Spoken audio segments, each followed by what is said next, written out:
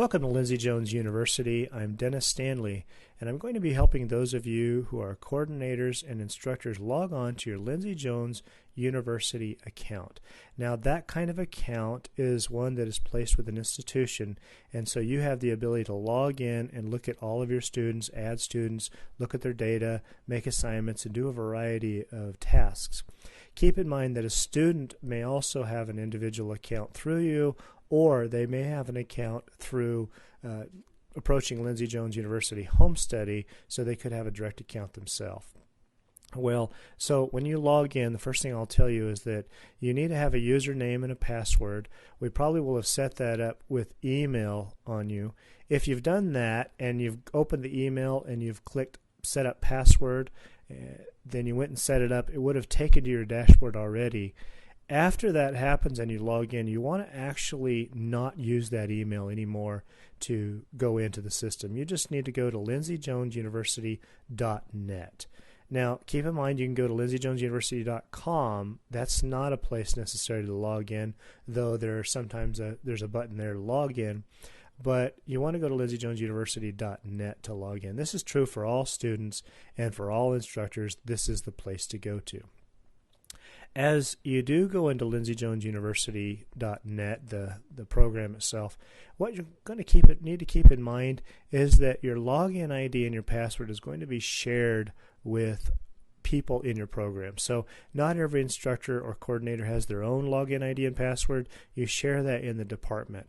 Because of that, you're not going to want to pick something that's too personal to you or whoever set this up. So that's how you would approach that. And then, of course, as you look for your username and your password, if you forget your username, you're going to need to call Lindsey Jones University. But if you've just forgotten your password, then as long as you know your username, you can click on this link here, and it will set up an email to remind you of your password. And then, of course, you can go in and change it. Now, the other thing to remember is that from time to time you'll want to go in anyway and change your username and password, even if you're using it as a group, especially because if a student gets a hold of it, then they can go in and they can look at the information and they may be able to do things you don't really want them to do. And so you'll need to change that from time to time. And after we go in here, I'll show you your dashboard. I will immediately show you how to go in and change your username and password. Now, I'm going to go ahead and log in here with my username, and so I'm just trying to decide what username I want to use to log in. I think I'll use, we also have an account, Lindsey Jones University, inside that, so I'll log in with my coordinator's username and then of course my own special password here, and then we'll get in and just make sure I got this password right. There we go. And then what we see is called the coordinator's dashboard. And it says that right up here. We'll go into what's going on here in another video, but I just want you to have a glance at what's going on here.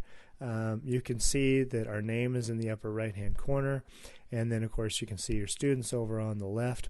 If you want to change your password, you go down immediately to Control Administrative Access, and you can change your password by just typing it twice in these two blanks. And then you can't change start date or expiration date. That's something that's associated with your account, so those are kind of grayed out. And then of course you can also set up a picture for yourself. If you don't have a picture, we just have a silhouette up here. But if you want to identify who you are, then you can do that. Students can do that as well. After you're done with that, then you would just hit Save, and it would just save this information. And then from there, of course, you can log out or you can go back to your dashboard. But that saves your information. I would encourage you to log out, and then you can just log back in.